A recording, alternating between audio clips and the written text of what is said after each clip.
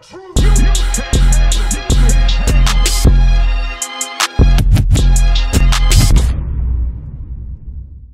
vil du beskrive Heidi? Hun er meget stille åben. I forhold til den, jeg har nu. Okay. Den kone, jeg har nu. Okay. Det er to modsætninger. Du beskriver hende... Der får jeg modstand, det kan jeg godt lide, ikke? Ja. Du beskriver hende som din store kærlighed. Ja, hun var med stor kærlighed dengang. Ja. I ender også med at være sammen i 16 år, ja? Ja, 16 år? Ja, det skulle være det 16 år. Det var hvad? Det kan jeg sgu ikke. Tina, hvor mange år var det? Jeg ved det ikke. Det er sådan noget lignende. Vi var jo sammen mange år, ja. Men det kunne også kun lade sig gøre, fordi jeg var inde og ude af fængsel efterlyst og sådan noget. Hun havde sit liv, jeg havde mit liv. Men var hun en mere rolig type, eller minder hun lidt mere om dig? Nej, hun var helt stik modsat. Jeg betegner Heidi som den der, selvom hun stod ved lyskryds midt om natten ude på Lars Tønskids marker, så gik hun ikke over på rødt, så vendte hun strikbål og blev grønt. Altså, så du beskriver som et ordentligt menneske? Forkert. Ja, hun er et ordentligt menneske. Ja. Du bliver 17 år og ryger i værnepligt allerede som 17 år. Ja. Hvordan kan det være, at du allerede som 17 år, vi ved jo, at værnepligtsalderen er 18 år? Jeg tror, jeg havde fået noget, der hed distribution, for at søge ind og sådan noget. Og så havde jeg Solrød Kommune med ind over os. Okay. Og det var simpelthen for at få mig væk fra det der gadeplan med kriminalitet og bander og den der, ikke? Og så fik jeg lov at starte op i Roskilde Skærstrup Flyvåbnet. Der er du i 9 måneder? Der er jeg helt min værnepligt ud. Ja. Hvordan klarer du det? Alle de røveture, synes jeg, var røvsyg. Jeg er ikke så god til autoritet allerede på det tidspunkt, så det der med, at man skal stå ret, og man skal gøre dit, og man skal gøre dat, og sidde og skubbe sine støvler med en tandbørste, og så videre, som man også ser på filmen. Den er god nok, ikke? Men jeg kan godt lide det med at skyde og kaste håndgranater. Altså, det synes jeg var fedt, ikke? Ja. Alt andet var bare lort. Men du gennemførte det? Jeg gennemførte det, ja. Du gennemførte det, flytter tilbage til Solrød, og flytter sammen med Heidi i et rækkehus? Jeg er ude Hundi. Ja. Det havde jeg ikke diskuteret, yes. Det lyder meget sådan idyllisk, og du er meget borgerligt. Og... Det var det også. Ja. Lever du også sådan meget idyllisk og borgerligt? Nej, Heidi var nok mere klar til, end jeg var.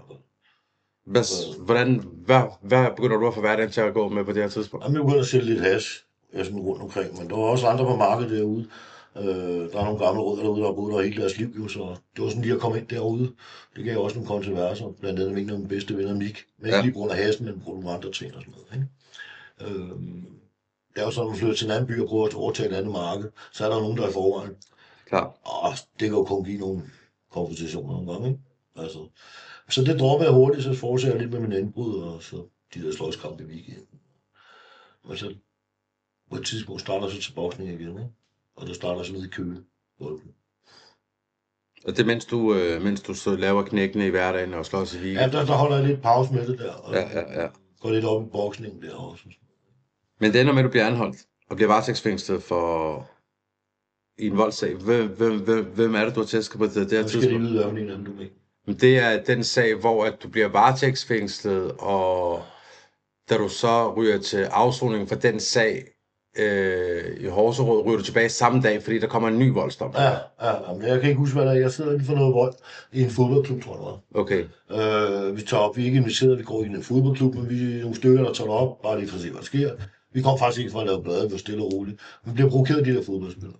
Og så ender de galt, og de får nogle forbund, de får virkelig nogle tæsk. De anmelder os, og så ryger vi retten og får en fængselsdom her. Okay. For noget jeg ikke sådan noget startet. Det er jo sådan, hvad det er. Du får en dom og ryger til Horserød, men ryger tilbage til resten dagen efter. Et par dage, der kommer køgepoliti og henter mig. Der skal til det, der hedder en konfrontation. Og der ved jeg ikke rigtig, hvorfor. Men jeg bliver legnet op efter et døgns tid op i Køgerest der om morgenen eller formiddagen. Der bliver så legnet op på en række med andre gutter, der sådan nogenlunde ligner mig. Ja. Og bag sådan en væg, ligesom man ser på en film, ikke? En rode. Jeg kan kigge ind, de kan kigge ud af. Så jeg bliver så parret ud. Jeg bliver så ikke parret ud. For vedkommende kunne ikke genkende mig, men det er måske også svært, at man kun har et øje, ikke? Altså. Okay, ja, fordi han mister øjet under det. Ja, vi er oppe og slås, og der er mørkt der, hvor vi kommer op og slås, og jeg forventer ham om, og så får jeg bare sparke. Jeg kan ikke se, om jeg rammer ham i hovedet, røven, eller hvor fanden rammer, for der er sgu så mørkt, ikke? Vi ligger til bulten, og så viser så, at jeg har fået sparket røget ud af ham. Det vil sige, det er jo ikke røget ud, men det er sank ned under kindbenet. Så var det rent ud i klap. Og resten af sit liv, ikke? Og det er selvfølgelig ærgerligt. Det kunne lige så godt have sket for mig, men så måtte jeg bare da være hoppe op på ryggen af mig, sådan noget. Det skal jeg slås på. Hvad får du i dom for det? Jamen, jeg får ikke noget, fordi jeg bliver ikke parret ud. Okay. Så der går jeg faktisk fri. Du går fri for det? Ja. Du ryger til Horserød og begynder at afzone den gamle dom der. Der møder du en HR, der hedder Mucho. Ja, der møder Mucho for første gang. Der kommer sådan en ældre herre ud og skide flink i slåbrok og susko. Og det første, jeg tænker, at det skulle ikke være ham, der nu er. Men det var det så, og han var skide sød. Han blev rigtig god venner. Ja. Er det også på det her tidspunkt, du møder Svend Svin? Nej, det er en senere afsone. Okay, du nævner bare Svend Svin, han gælder øgenavnet Horserød. Det er sådan også, som jeg skriver på bogen. Jeg ryger ind og ud af Horserød rigtig mange gange på et år for små ting. Altså, jeg når dog nok at pakke en ting så ind igen. Altså, så det er lige før, de sagde, bare kan du ikke bare lade de fjernsyn stå heroppe, men du er tilbage om 14 dage, ikke? Altså, så var det virkelig. Og så var det faktisk også. Det er småt til at starte med. Og på en af mine afsoner, der møder så Svend Svin, som bliver med rigtig gode venner, og også den dag i dag. Okay. Du bliver løsladt efter de 60 dage, og du ved, og vedligeholder venskabet med Mucho. Det betyder så, at du begynder at hænge lidt ud af... Jeg begynder at hænge lidt ud med ham, og kommer selvfølgelig ind i Copenhagen, Copenhagen. Okay. Bliver du fascineret af at komme i klubben? Ja, det gør jeg. Det gør du? De store motorcykler og den der stilede vest, det er verdens fedeste rygmærke, synes jeg. Så danske farver rød og sådan noget. Så ja, jeg bliver imponeret over det. Føler du, at fængslet har gjort dig mere kriminel på det her tidspunkt? Ja, ikke mere kriminel, men alligevel jo, men jeg kendte jo ikke nogen af de der hardcore kriminelle eller hardcore gutter før jeg røg fængsel på den måde. Altså, det var, vi lavede jo bare nogle små rapserier og sådan noget før, ikke? Så jeg vil sige, man bliver ikke resolueret ind i fængsel. Fordi at de efterfølgende år, der ryger du ind og ud af de danske fængsler. Ja, jeg sidder faktisk i samtlige danske fængsler, for jeg er ny. Ja. Det er lige indtil, at i 93, der får du din næste datter, Sara. Ja, min ældste datter, Sara. Hun kommer det i 93 september, ja. Er det noget, der får dig til at ændre lidt adfærd, eller tænke over din adfærd, da hun bliver født? Ja, jeg tænkte, at jeg ville gøre det, men det skete ikke. Det skete ikke rigtigt? Nej. Jeg var nok ikke voksen nok til at blive far der på det tidspunkt, som jeg troede. Hvor gammel var du, da du får 23 år. 22 år. 22, okay. Kort tid efter hun bliver født, der ender du med at smadre en civilbetjent, kan det passe? Ej, jeg smadrer mig ikke og får 2 knive. Okay. Hvad er det, der sker? Jeg var ret født, og jeg var oppe anden eller tredje dag, hun ligger deroppe. Dengang kommer jeg ikke hjem samme dag, jo. Og så, jeg tror faktisk, jeg er på vej op for hende, for de skal hjem. Og så er der nogen foran mig, der er irriterende. De ligger og spærrer vejen og kører ikke rigtigt ud. Så hopper jeg ud op i lyskrydset, og ser så det lille ægtepar. Så siger jeg, kan ikke lige træde lidt mere på speederen, du ved. Og jeg har ikke set, hvem der var, og sådan noget, så tænkte jeg, at jeg jo ikke kommet ud, det er klart, det er lille ægtepar. Og roligt måske lidt højt. Og i lyskrydset, vi holder en, så er en, der skal dreje ind i venstrebanen, og han ruller vinduet ned og siger, tror du lige skal tage lidt roligt, man siger, du lukker bare rundt og vender op, så viser han så politiskilt. Men i det, han gør det, der er en knytnæve heroppe og fyrer en fra munden. Og så siger han, nu er jeg i gang, så kan han skulle lige skaffe få en til. Altså, om jeg slår 1 gang eller 2 gange, jeg får samme dom, ikke? Og jeg skynder mig at sætte mig ind i bilen og siger, gud, man, hej, de ligger oppe på hospitalet, og så jeg skal sgu ikke anholdes nu. Så jeg kører bare derud af, og jeg kører op mod Roskilde, og vi kommer til sådan en udliv foran Roskilde Hospital. Der er sådan en kæmpe rundkørsel, rigtig stor rundkørsel. Og der er sådan noget buskage ind i midten, så jeg kører rundt, og kan se, at mit bakspejl, han kører efter mig, ikke? Så jeg er blevet nødt til at slippe af med ham, og så kører jeg bare ud af rundkørslen, og så kigger jeg bagspejl, og så ligger jeg og strikker rundt. Så tænker jeg, det var bare taget ud sådan en fastfood-ferie, der hvor de kører rundt ned i Paris, og kører rundkørsel der. Altså, jeg hørte aldrig noget for det, var nok. Jeg tror simpelthen, han har været for ophidset og for stresset, eller hvad det hedder, til at tage nummer på min nummer, eller tage nummerpladen. Jeg hørte aldrig noget for det. Aldrig.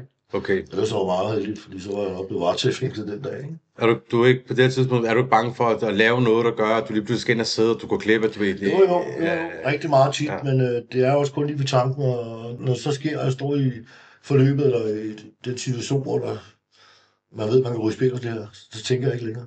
Når du nu tænker tilbage, hvor mange år af Saras opvækst, vil du så sige, at du har siddet i fængsel? De i hvert fald første 5-6 år frem og tilbage ud af fængslet, ikke? Altså, hun kendte jo kun Hvidesløs, det var der, hun troede far boede, ikke? På et tidspunkt, da du var varetægtsfængslet i Roskilde, der møder du en gut ved navn Mik. Som du også bliver rimelig gode venner med. Der er Mik i den her hvert fald. Mik, vi starter med at ligge og slås over Solrød, når han kom fra Greve, han er gammel grønjak. Så han var med i det slik, der lå og slås med os. Okay. Vi kendte jo ikke hinanden dengang. Vi vidste godt, hvem hinanden var. Ja. Men jeg blev rigtig god med ham over Roskilde. Mik stifter MC-gruppen Diablos, og spørger, om du vil være med. Ja. Det vil du gerne. Ja. Kan du prøve at beskrive Diablos i forhold til den struktur, de har, og den struktur, vi kender fra MC-klubber den dag i dag? Jeg vil sige, Diablos havde ikke nogen struktur som sådan på det tidspunkt. Vi er stadig ikke nogen unge knægte i forhold til så mange andre MC-klubber. Ja, Og det er der, hvor vi er nogle rødder for Køge, nogle rødder for Greve og nogle rødder for Sorø, hvor vi slår os sammen.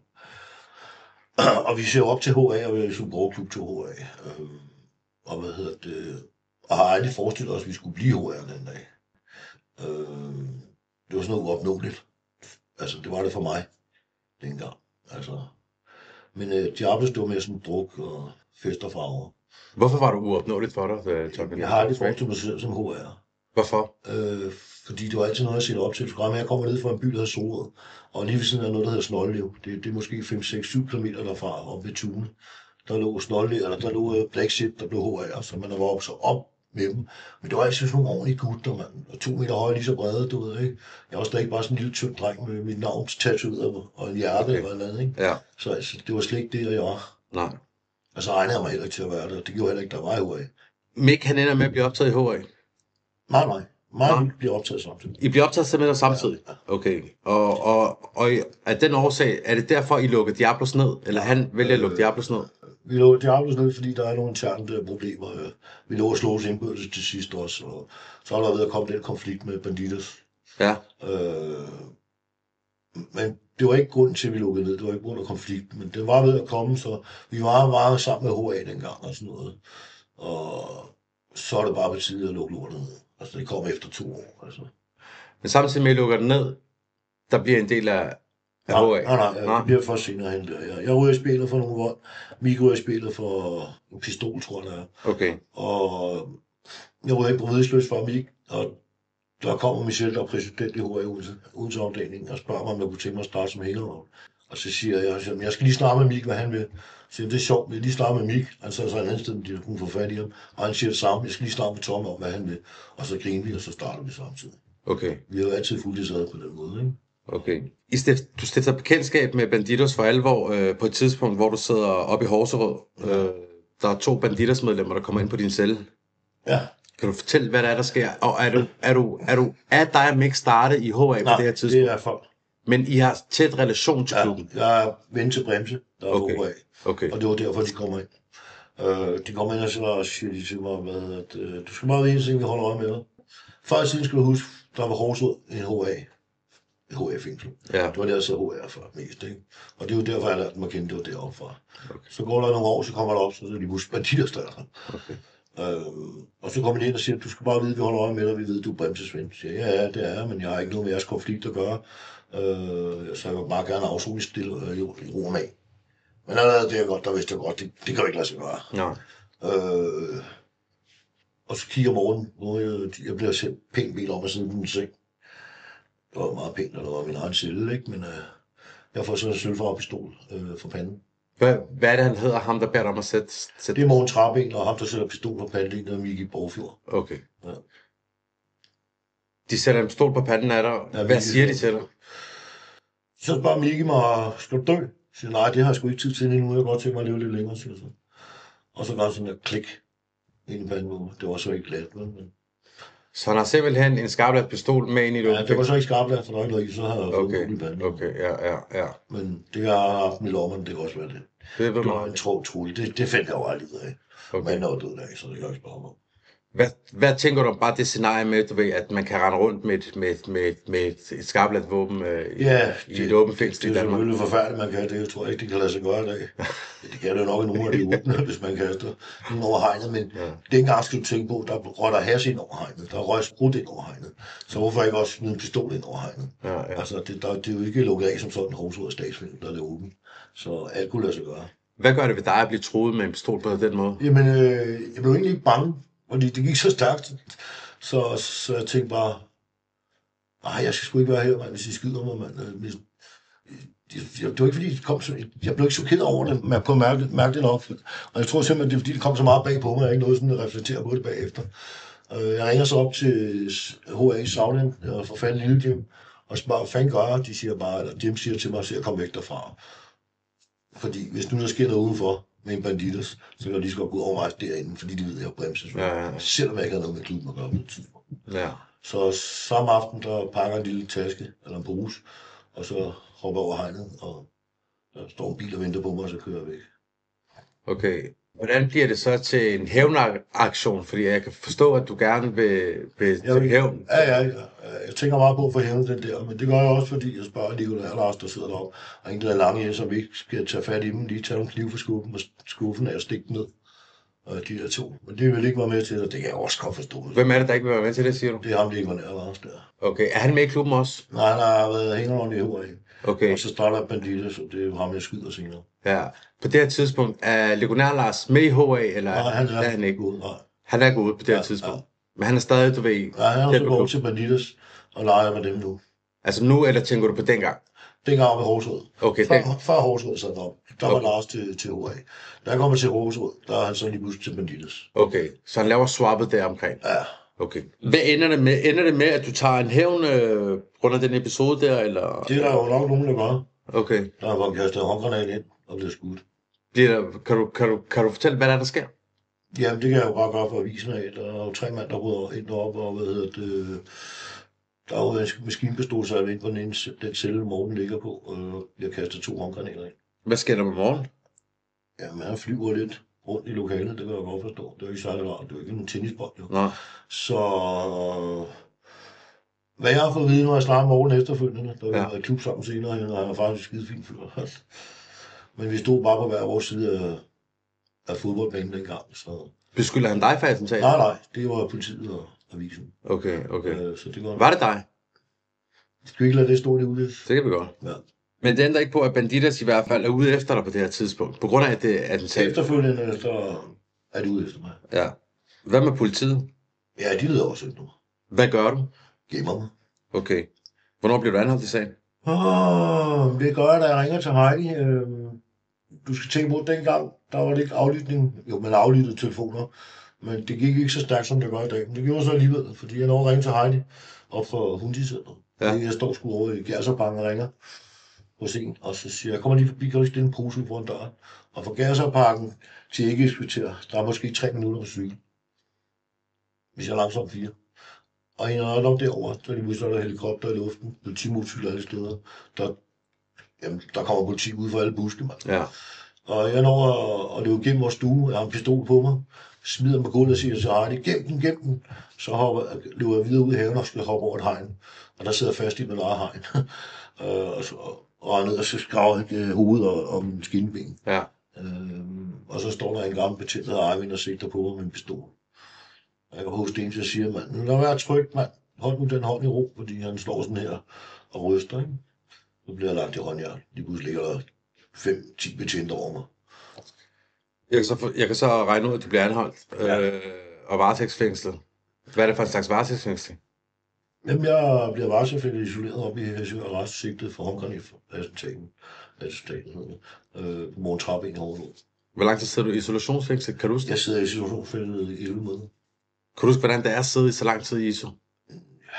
Hvilke tanker sidder du med, da du for eksempel sidder i cellen? Jeg synes ikke, der var noget specielt ved det, men det har alligevel givet nogle efterdønninger bagefter. Men jeg har jo også set bagspejlet, når man begynder at snakke til sig selv og fjernsynet hver dag. Så tager man nok lidt skade, ikke? Det var sådan, jeg snakkede med mig selv. Hvad skal jeg se i dag? Ja, nu skal jeg se det her, så tager man der. Hvad med i forhold til de tanker, der måske kan danne sig i takt med, at man begynder sådan at tænke over, du ved, den situation, at man er i, og, du ved, og grunden til, at man er der, og ligningen med, at Bandidos også er en... Jamen, det jeg tænkte, det var nok godt, nu leder politiet ikke efter mig mere. Ja. For de ved, hvor jeg er. Og det gør Bandidos heller ikke, for de ved, jeg er indhold. Og det kommer jo i avisen, ikke? Så lige nu er der ingen, der leder efter mig, så nu kan jeg slappe af. Træk vejret. Okay. Så på den måde var det okay. Ved du, om Bandidos hævner sig? Hævner de sig på det her tidspunkt? Om de hævner sig på grund af det, der sker i Horsrød, men der sker nogle ting frem og tilbage, som jeg ikke er herover. Okay. Som jeg egentlig ikke har noget med at gøre, så kan man sige. Ja? Du nævnte Bremse tidligere. Hvad hedder det? Det er jo ligesom på grund af ham, at de kommer ind til dig, mener du? Ja, de kommer ind og siger, at jeg er Bremses ven. Ja. De vil holde med. Ja. Og de angriber så, hvis jeg sidder i Horsrød, så bliver Bremse selv angrebet i sit hjem. Hvad er det, der sker med ham? Det jeg læst mig frem til aviserne, det er, at de kaster en håndgranat, og han mister underbenet. Okay. Og Dennis Foss, min ven for boksning, som er Men han har så ikke startet i HA på et tidspunkt.